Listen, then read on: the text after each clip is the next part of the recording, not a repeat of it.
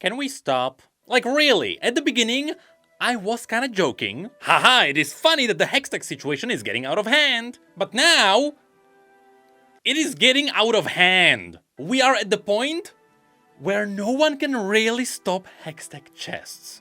And so no matter what happens, and this time we are even talking about what other Riot games are doing, the conversation always circles back to Hextech chests. And currently it is happening to a ridiculous degree, which is what I'm gonna show you today. But here's the thing, I don't wanna talk about Hextech chests anymore. This situation just sucks. I mean, I like covering drama when it's funny, but now this is just sad. But worst of all, even when nothing is happening, people love consuming Hextech chest content. In the last video, I started by saying, hey, there are no announcements, nothing is happening. And still, people liked it. What is wrong with you? See, this is what you've caused, Riot. Their brains are essentially replaced with Hextech chests. So I swear, unless something significant happens, this is my last video on Hextech chests. This is not funny anymore. But you bet the memes keep on coming. So, have there been any news on the situation?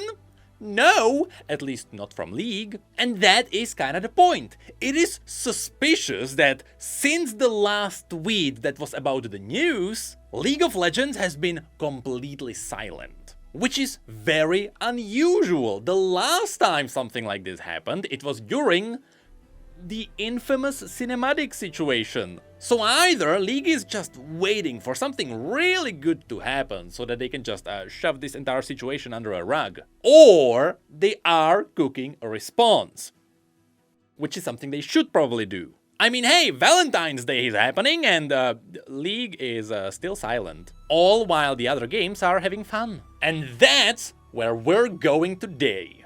Also, totally a sidetrack, but it just dawned on me, did League even get any kind of Valentine's Day content? Is that what the Dumpling Darlings are this year? If so, it is funny that even that got its own drama. See, in case you don't know, among all of those skins, there was also a skin for Seraphine. Now yes, we all know that Seraphine mains may be quite persuasive in a lot of ways. And so after the Seraphine skin was first shown, when it then did not appear on PBE, a lot of people started chaos. Apparently Riot was just fixing a bug or two with the hair and stuff, because again, we all know that Seraphine players like to have their skins perfect. So Riot really wanted to make sure that this skin is not gonna anger anyone. And so as the Hextech loot drama just started, this happened right after the news dropped, some Seraphine mains did not care about Hextech chests. They were just mad that the skin for their champion was supposed to be on PBE and it was not there. There were so many people complaining about the fact that Riot had months to prepare Seraphine for release. In hindsight, yeah, I think the Seraphine situation is not as bad compared to what's happening now. Anyway, that was my sidetrack. Back to the video about the one thing that is slightly bigger than Seraphine. So yes, as League stayed silent, other games kept having fun. Mainly Wild Rift, which accidentally pulled off a really funny jab. You see, for Valentine's Day, Wild Rift is releasing two really cool skins. They have Lovestruck Echo and Jinx. I mean, overall, this is just clever, because it is tying into what we've seen in Arcane. Their ship essentially becoming official has its results. And so, to tie everything together, of course, as they usually do, Wild Rift has its own event. But in the funniest twist, among the rewards you can get, there is also a Hextech key, which gave a lot of the audience who also plays League quite the PTSD. I'll be honest, I totally forgot that Hextech keys are even part of Wild Rift. So of course, memes were made about this situation. But that is not where Riot's other games stopped, because next, there is a new TFT situation. I mean, yes, last time we talked about the fact that the TFT eggs were removed, but compared to League losing Hextech chests, no one really cared. And that's because most people just don't use the eggs anymore, not that we were even given any in recent years. And that's because when it comes to the other cosmetics that TFT has, they are generally high quality.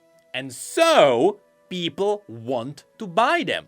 This is something we talked about in the last video, and so it is hilarious to see that only hours after we talked about that, TFT came up with a new tactician called the Dough Cat, which is just joy incarnate. Like really, this tactician has insanely high quality. Again, remember how in the last video we talked about the fact that League is kinda missing its polish when it comes to skins? As well as just good ideas for skins? Well, TFT kinda explains where all of that went. They had stolen all of it. I mean, if you look at the comments when this was shown, it is nothing but positivity, and that is despite the fact that these tacticians are generally slightly more pricey. But again, there are no complaints about that because this is really high quality and people simply want to buy it. That is a key difference. Besides just champion mains in League, when was the last time everyone kinda circled around a really good skin? So yes, merely a few hours after we talked about quality last time, that entire conversation solidified using one bread. But hey, just so you know, TFT also lost its eggs and people did meme about it, but there, those were just lighthearted memes. In League, we are bordering depression. Speaking of which, there is one more game that also started being talked about because it is somewhat related, and that is Valorant. See, this is something I wanted to talk about for a while, but as far as I know, in Valorant there is something called price inflation. Simply said, over the last year, things in general are just ever so slightly pricier. Most recently, this price creep was present in the VCT bundle, on top of which Valorant is enhancing its monetization with a whole new item that is purchasable. This is simply called a flex item, and it is just something you hold in your hand. It doesn't do anything, it has virtually no functionality, but hey, it looks cool, hence why it is a flex item. But despite the fact that in Valorant things are a bit more expensive, or quite a lot more expensive, depending on what you're buying, you don't really see too many people complain.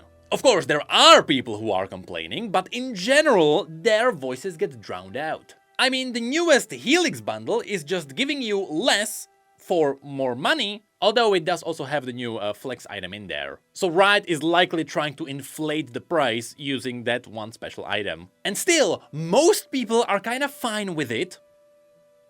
But that could be because the Valorant community in general are kinda beaten dogs.